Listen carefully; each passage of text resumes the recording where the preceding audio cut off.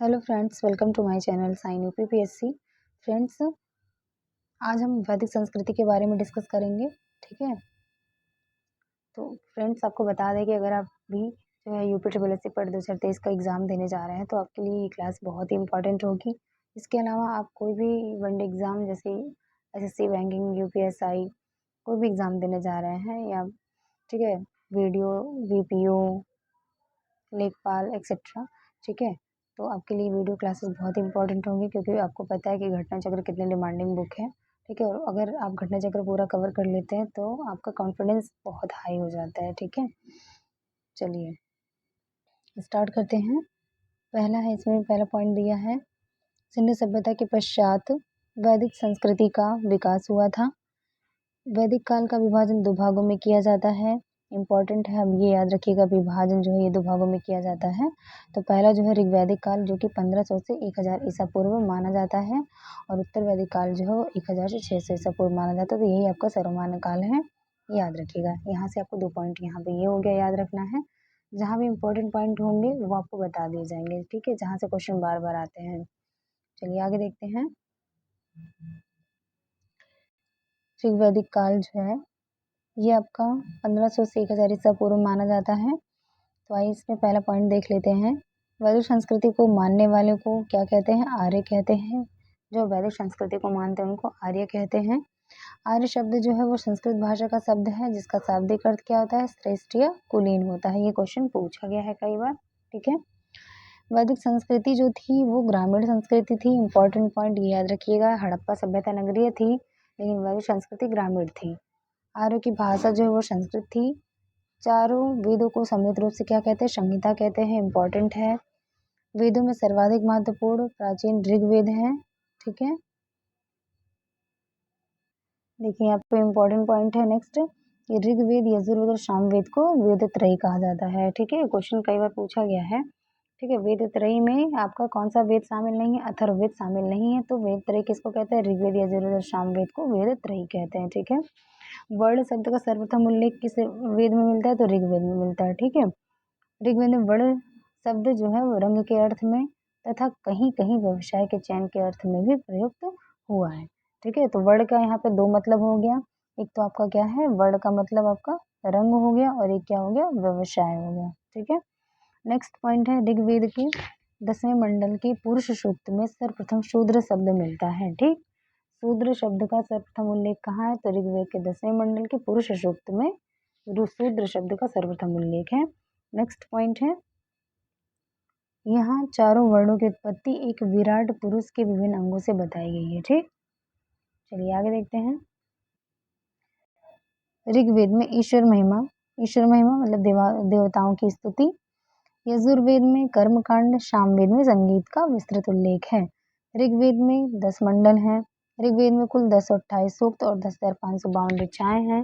पहला एवं 10वां मंडल जो है वो नवीनतम है, और दूसरे से लेके 7वें मंडल को वंश मंडल कहते हैं। ठीक है, चलिए आगे देखते हैं। ऋग्वेद के तृतीय मंडल के रचयिता कौन है? विश्वामित्र हैं। ठीक, याद रखिएगा, तृतीय मंडल के रचयिता विश्वामित्र हैं। प्रसिद्ध जो गायत्री मंत्र है वो तृतीय मंडल में ही मिलता है। ऋग्वेद की अनेक बातें अवेस्ता से मिलती हैं। अवेस्ता पारसी धर्म का क्या है? एक प्राचीनतम ग्रंथ है। ठीक है, इसमें जो है 4 वैदिक देवताओं इंद्र, वरुण, मित्र एवं नाशत्य की का उल्लेख भी मिलता है। ठीक है, ऋग्वेद में सर्वाधिक सूक्त जो है यानी 250 सूक्त जो है वो इंद्र को समर्पित हैं, और सेकंड नंबर पर अग्नि आते हैं जिनसे संबंधित है आपके 200 सूक्त जो है अग्नि देवता को समर्पित हैं। तो इससे पता चलता है कि सर्वाधिक महत्वपूर्ण देवता कौन थे? वो इंद्र थे, और सेकंड नंबर पे कौन थे? अग्नि थे। ठीक है, ऋग्वेद का 9वां मंडल सोम देवता को समर्पित है। यज्ञ संबंधी विधि विधानों का उल्लेख यजुर्वेद में मिलता है। यजुर्वेद के 2 भाग हैं, कौन सा? शुक्ल यजुर्वेद और आपका कृष्ण यजुर्वेद। ठीक है, शुक्ल यजुर्वेद को और क्या कहते हैं? वाजस्नेयी संहिता भी कहते हैं। किसे? शुक्ल यजुर्वेद को। इम्पॉर्टेंट लाइन है। ठीक, चलिए आगे देखते हैं। शुक्ल यजुर्वेद केवल पद्य में है, लेकिन कृष्ण यजुर्वेद क्या है? वो गद्य पद्य दोनों में है। याद रखिएगा, अभी वीडियो के एग्जाम में पूछा गया था 2018 में। ठीक है, शुक्ल यजुर्वेद जो है वो केवल पद्य में है, लेकिन कृष्ण यजुर्वेद जो है वो गद्य पद्य दोनों में है। यजुर्वेद का अंतिम भाग ईशोपनिषद है। ठीक, यजुर्वेद का अंतिम भाग क्या है? ईशोपनिषद है, जिसका संबंध यज्ञिक अनुष्ठान से ना होकर आध्यात्मिक चिंतन से है। इंपॉर्टेंट लाइन है। ठीक है, अगला पॉइंट है, सामवेद में कुल 1875 छंद हैं, जिनमें से 75, जबकि कुछ विद्वानों के अनुसार 99 को छोड़कर सभी जो है ऋग्वेद से लिए गए हैं। ठीक है, सामवेद से ही भारतीय संगीत का जन्म हुआ है। ठीक है, अगला पॉइंट है, सामवेद की 3 मुख्य शाखाएं हैं। कौन कौन सी? कौमुदी है, राणायनी है और जैमिनी है। कौन कौन सी हैं? कौमुदी है, राणायनी है और जैमिनी है। ठीक है, सामवेद की 3 मुख्य शाखाएं हैं। अगला पॉइंट है, अथर्ववेद में कुल 730 सूक्त, 5987 मंत्र हैं। इनमें जो है वो तंत्र मंत्र वशीकरण के संदर्भ में साक्ष्य मिलते हैं। ठीक है, आर्यों की प्रशासनिक इकाई कई भागों में विभक्त थी। ये कौन कौन से थे? देख लेते हैं, इंपॉर्टेंट है। कुल या गृह, ग्राम, विश और जन। ठीक है, कुल या ग्राम, ठीक है, कुल या गृह है, ग्राम, फिर विश तथा जन। ठीक है, ग्राम क्या होता था? तो ग्राम का मुखिया जो है ग्रामणी कहलाता था, विश का प्रधान विशपति कहलाता था और जन का शासक राजन कहलाता था। ठीक है, ग्राम का मुखिया ग्रामणी, विश का प्रधान विशपति और जन का शासक राजन कहलाता था। ओके, नेक्स्ट पॉइंट है, ऋग्वेद काल में पुरोहित एवं सेनानी प्रमुख राज्याधिकारी होते थे। ठीक है, अगला है, ऋग्वेद में जो वैदिक काल में जो है रत्नियों की संख्या जो थी वो 12 थी। ये कौन कौन थे? सेनानी, पुरोहित, युवराज, महिषी, सूत, ग्रामीणी, छत्री, संग्रहीता, भागदूत, अक्षवाप, पालागल और गोवीकर्ता। ठीक है, याद रखिएगा इसको, एक बार इसका जो है रिपीट कर लेते हैं इसको। रत्नियों की संख्या जो है 12 थी। सेनानी, पुरोहित, युवराज, महिषी, सूत, ग्रामणी, छत्री, संग्रहीता, भागदूत, अक्षवाप, पालागल और गोवीकर्ता। ओके, नेक्स्ट है, वज्रपति जो होता था वो गोचर भूमि का अधिकारी होता था। विदत आर्यों का सर्वाधिक प्राचीन संस्था थी। अथर्ववेद में सभा और समिति को प्रजापति की 2 पुत्रियां कहा गया है। इंपॉर्टेंट है, याद रखिएगा कि वज्रपति जो है गोचर भूमि का अधिकारी होता था और विदत जो है आर्यों की सर्वाधिक प्राचीन संस्था थी। अथर्ववेद में सभा और समिति को प्रजापति की 2 पुत्रियां कहा गया है। ठीक है, सभा जो होती थी वो श्रेष्ठ यानी वृद्ध लोगों की होती थी और अभिजात संभ्रांत लोगों की संस्था थी। ठीक है, सभा जो होती थी वो वृद्ध एवं अभिजात यानी संभ्रांत लोगों की संस्था थी। ठीक है, अगला पॉइंट है, समिति केंद्रीय राजनीतिक संस्था, सामान्य जनता की प्रतिनिधि सभा होती थी, जैसे कि आपका आजकल का विधानसभा या लोकसभा। ठीक है, समिति राजा की नियुक्ति पदच्युत करने व उस पर नियंत्रण रख सकती थी। ठीक है, या रखती थी। समिति के सभापति को ईशान कहा जाता था। ठीक है, इंपॉर्टेंट है कि समिति के सभापति को क्या कहा जाता था? तो ईशान कहा जाता था। ठीक है, नेक्स्ट पॉइंट है, ऋग्वैदिक काल में स्त्रियां सभा एवं समिति में भाग लेती थी। ओके, नेक्स्ट है, दशराग्य युद्ध का वर्णन ऋग्वेद में है। यह युद्ध परुष्णी यानी कि रावी नदी के तट पर सुदास एवं दशरथ जनों के बीच लड़ा गया था। इसी नाते इसको क्या कहते हैं? दशराग युद्ध कहते हैं। ठीक है, जिसमें सुदास राजा विजयी हुआ था। उपनिषद जो है वो दर्शन पर आधारित पुस्तकें हैं। उपनिषदों में प्रथम बार मोक्ष की चर्चा मिलती है। वेरी इंपॉर्टेंट लाइन है, ये पूछा गया कई बार कि प्रथम बार जो है मोक्ष की चर्चा कहाँ मिलती है? तो उपनिषदों में मिलती है। और उपनिषद जो है वो दर्शन पर आधारित पुस्तक है। पीसीएस में भी ये क्वेश्चन पूछा गया। ठीक है, अगला पॉइंट है, कठोपनिषद में यम तथा नचिकेता का संवाद मिलता है। उपनिषदों में विदेह के राजा जनक, पांचाल के राजा प्रवाहर्जाबली, केके के राजा अश्वपति,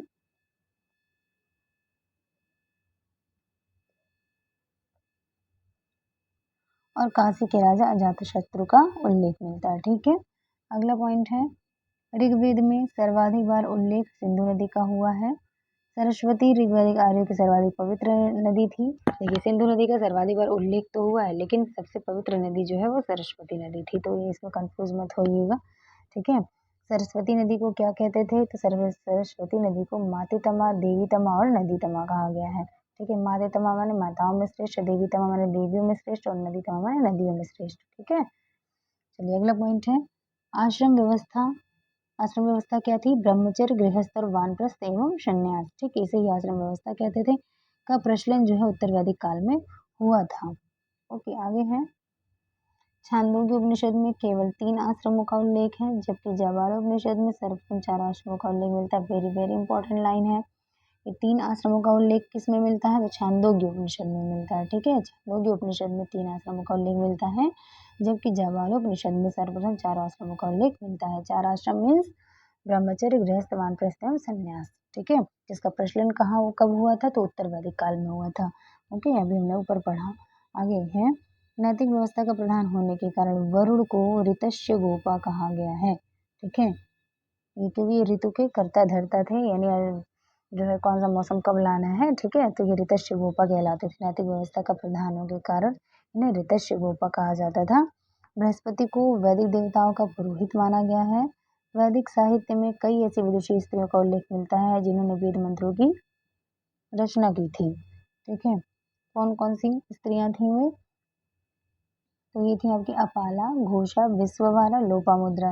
इंपॉर्टेंट है, पूछा गया है। स्त्रियां कौन कौन सी थी जिन्होंने वेद मंत्रों की रचना की थी? ठीक है, अपाला, घोषा, विश्ववारा और लोपामुद्रा। ठीक, अपाला, घोषा, विश्ववारा और लोपामुद्रा। ओके, नेक्स्ट है, आइए वैदिक युगीन प्रमुख शब्दावली हम उनके अर्थ को देख लेते हैं। ठीक है, वेरी इंपॉर्टेंट है, अक्सर यहाँ से क्वेश्चन आते हैं। तो अघन्या किसे कहते थे? वदना करने योग्य, अर्थात गाय को अघन्या कहा जाता था वैदिक काल में। उर्वरा किसे कहते थे? तो जोते हुए खेत को उर्वरा कहते थे। लांगल हल को कहते थे। वृक जो बैल को कहते थे। यव जौ को कहते थे। गोधूम गेहूं को कहते थे। हिरण या सुवर्ण जो सोने को कहते थे। और करिश जो है वो गोबर की खाद को कहते थे। बेकनाट ऋण देकर ब्याज लेने वाला वर्ग जो है वो बेकनाट कहलाता था, यानी कि सूदखोर। ठीक है, तो ऑप्शन ऐसे भी दिया जा सकता है और दिया भी है, क्वेश्चन पूछा भी गया है। बेकनाट मीन्स सूदखोर, यानी कि ऋण देकर ब्याज लेने वाला वर्ग जो है बेकनाट कहलाता था। तंदुल जो है धान को कहते थे और व्रीहि जो है वो चावल को कहते थे। ओके, नेक्स्ट है लोपामुद्रा ऋषि अगस्त्य की पत्नी थी। आर्यों का समाज पितृ प्रधान था। ठीक, हड़प्पा सभ्यता मातृ सत्तात्मक था। आर्यों का समाज पितृ प्रधान, ठीक, यानी पितृ सत्तात्मक। समाज की सबसे छोटी इकाई परिवार या कुल थी, जिसका मुखिया पिता होता था, जिसे कुलप कहा जाता था। इंपॉर्टेंट है। ठीक, कुलप क्या होता था? ये परिवार का मुखिया होता था। ठीक, स्त्रियों के पति के साथ यज्ञ कार्य में भाग लेने की स्वतंत्रता थी। बाल विवाह एवं पर्दा प्रथा का प्रचलन नहीं था। ठीक, इंपॉर्टेंट लाइन है, क्वेश्चन बन सकता है कि प्रचलन था लेकिन नहीं था। ठीक है, प्रचलन नहीं था। ओके, नेक्स्ट है विधवा अपने मृतक पति के छोटे भाई यानी देवर के साथ विवाह कर सकती थी। इसे नियोग प्रथा कहा जाता था। ठीक है, आजीवन अविवाहित रहने वाली महिलाओं को अमाजु कहा जाता था। इंपॉर्टेंट है, कई बार पूछा गया है। और नियोग प्रथा भी क्या होती है ये भी पूछा गया। ठीक, तो नियोग प्रथा क्या होती थी? जब विधवा अपने मृतक पति के छोटे भाई यानी अपने देवर से शादी कर लेती थी तो नियोग प्रथा ये कहलाती थी। और आजीवन अविवाहित रहने वाली महिलाओं को क्या कहते थे? अमाजु कहते थे। ठीक है, पशुपालन एवं कृषि आर्यों का मुख्य व्यवसाय था। ठीक, यानी कि आर्यों का जो है मुख्य व्यवसाय क्या था? वो कृषि एवं पशुपालन था। ठीक, आर्यों का प्रिय पशु कौन सा था? घोड़ा था। ठीक है, नेक्स्ट पॉइंट है ऋग्वैदिक काल के लोग लोहे का प्रयोग नहीं करते थे, क्योंकि लोहे का प्रचलन जो हुआ था वो उत्तर वैदिक काल में हुआ था। ठीक है, उत्तर वैदिक काल में प्रयोग की जाने वाली धातु श्याम अयस्क अथवा कृष्ण अयस्क की चर्चा मिलती है। लेन देन में वस्तु विनिमय प्रणाली प्रचलित थी वैदिक काल में। व्यापार वाणिज्य का कार्य पड़ी के वर्ग के लोग करते थे। ठीक है, अगला है अग्नि की पूजा मनुष्य एवं देवता के बीच मध्यस्थ की भूमिका निभाने वाले देवता के रूप में की जाती थी। ऋग्वेद में गंगा नदी का 1 बार एवं यमुना नदी का उल्लेख 3 बार हुआ है। वेरी इंपॉर्टेंट है, याद रखिएगा। ठीक, गंगा नदी का उल्लेख 1 बार हुआ है और यमुना नदी का उल्लेख 3 बार हुआ है। ओके, नेक्स्ट पॉइंट है मुंडकोपनिषद में यज्ञ की तुलना टूटी नाव से की गई है। वेरी वेरी इंपॉर्टेंट लाइन है, टूटी हुई नाव से तुलना किसकी की गई है? यज्ञ की तुलना की गई है। किस उपनिषद में? मुंडकोपनिषद में। ठीक है, नेक्स्ट पॉइंट है वैदिक काल में सोने के आभूषण या सिक्के को क्या कहते थे? निष्क कहा जाता था। ठीक है, आगे देख लेते हैं। ठीक है। अगला चलिए देख लेते हैं, आर्य के सर्वाधिक प्रिय देवता कौन थे? इंद्र थे। ठीक है, और सोने के आभूषण या सिक्के को निष्क कहा जाता था, ये आपने पढ़ लिया। ओके, नेक्स्ट पॉइंट है, चलिए देख लेते हैं वैदिक कालीन संहिताओं के बारे में। वेरी वेरी इंपॉर्टेंट है, बहुत इंपॉर्टेंट है, ठीक है, सभी एग्जाम्स के लिए। देख लेते हैं ऋग्वेद, आपने पढ़ ही लिया कि वेदों की संख्या कितनी है? 4 है। तो ऋग्वेद है, सामवेद है, यजुर्वेद और अथर्ववेद है, ठीक है। अब देख लेते हैं कि ऋग्वेद का ब्राह्मण ग्रंथ कौन सा है? कौशिकी और ऐतरेय है। इसके आरण्य कौन है? ऐतरेय और कौशिकी सेम वही है, ठीक है। और इसके उपनिषद कौन कौन से हैं? तो ऐतरेय और कौशिकी, यानी कि ऋग्वेद के ब्राह्मण ग्रंथ, आरण्यक और उपनिषद तीनों ही सब एक समान है, यानी एक ही है। यानी ऋग्वेद के ब्राह्मण ग्रंथ कौशिकी ऐतरेय, आरण्यक भी कौशिकी और ऐतरेय, और उपनिषद भी कौशिकी और ऐतरेय, ठीक है। सामवेद का देख लेते हैं, तो सामवेद का जो है, सामवेद के ब्राह्मण ग्रंथ का नाम क्या है? तांडव और जैमिनी। आरण्यक क्या है सामवेद के? तो जैमिनी और छांदोग्य आरण्यक, ठीक है। और उपनिषद क्या है? छांदोग्य और जैमिनी उपनिषद, ठीक है। नेक्स्ट है यजुर्वेद। यजुर्वेद का ब्राह्मण ग्रंथ क्या है? तैत्तिरीय और शतपथ। इसके आरण्यक कौन है? तैत्तिरीय और शतपथ सेम वही है। और इसके उपनिषद क्या है? बृहदारण्यक और कठोपनिषद। वेरी इंपॉर्टेंट है, कठोपनिषद किसका ब्राह्मण ग्रंथ है, या कठोपनिषद जो है किसका उपनिषद है? तो यजुर्वेद का उपनिषद है, ठीक है। नेक्स्ट पॉइंट है अथर्ववेद। अथर्ववेद का जो है ब्राह्मण ग्रंथ एकमात्र है, कौन सा? गोपथ है। और इसके उपनिषद कौन से हैं? मुंडक उपनिषद और मांडूक्य उपनिषद, ठीक है। तो अब यहाँ देखिए, आपको बता दें कि मांडूक्य उपनिषद और मुंडक उपनिषद में जो है आप कंफ्यूज नहीं होइएगा। सत्यमेव जयते जो है वो मुंडक उपनिषद से लिया गया है। ऑप्शन में आपको मांडूक्य उपनिषद भी लिखा हुआ मिल सकता है, तो आप जल्दीबाजी में गलत मत करिएगा, ठीक है। ध्यान से देख लीजिएगा कि मुंडक उपनिषद लिखा है कि मांडूक्य उपनिषद लिखा है, ठीक है। चलिए, तो सत्यमेव जयते कहाँ से लिया गया है? मुंडक उपनिषद से लिया गया, ठीक है। नेक्स्ट पॉइंट है पुरुष मेघ यज्ञ का उल्लेख कहाँ हुआ सर्वप्रथम? तो शतपथ ब्राह्मण में। वेरी इंपॉर्टेंट है कि पुरुष मेघ यज्ञ का वर्णन सर्वप्रथम कहाँ किया गया? शतपथ ब्राह्मण में किया गया है। गोत्र शब्द का सर्वप्रथम उल्लेख कहाँ मिलता है? तो ऋग्वेद में मिलता है, ठीक। पुरुष मेघ यज्ञ का वर्णन शतपथ ब्राह्मण में है, गोत्र शब्द का सर्वप्रथम उल्लेख ऋग्वेद में हुआ है, ठीक है। ऋग्वेद की मूल लिपि क्या है? वो ब्राह्मी लिपि है। जंगल की देवी को क्या कहते थे? अरण्याणी कहते थे, ठीक है। नेक्स्ट पॉइंट है, चलिए हम वैदिक कालीन नदियों को देख लेते हैं। वेरी वेरी इंपॉर्टेंट है, ठीक है। इसका प्राचीन नाम पूछा जाता है कई बार, और आधुनिक नाम भी। तो देखिए, क्रुमु का आधुनिक नाम क्या है? गुर्रम है। वितस्ता का झेलम है। परशुड़ी का रावी है। विपाशा का व्यास है। दृष्टदति का घग्गर है। सुवास्तु का स्वाद है। कुभा का काबुल है। अस्कनी का चेनाब है। सतद्री का सतलज है। सदानीरा का गंडक और गोमती का गोमल है। ओके, चलिए आगे देखते हैं।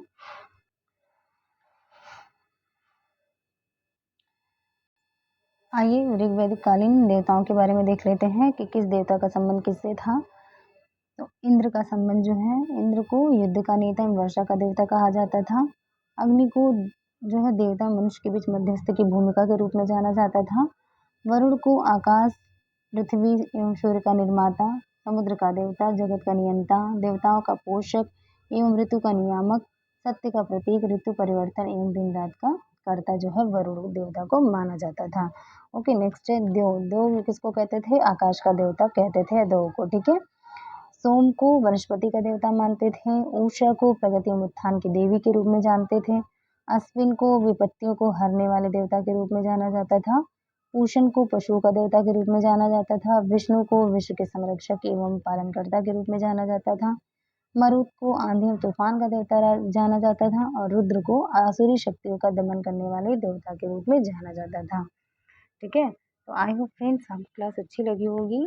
अगर आपको क्लास अच्छी लगी हो तो please do like share and subscribe my channel. मिलते हैं नेक्स्ट वीडियो में। Thank you.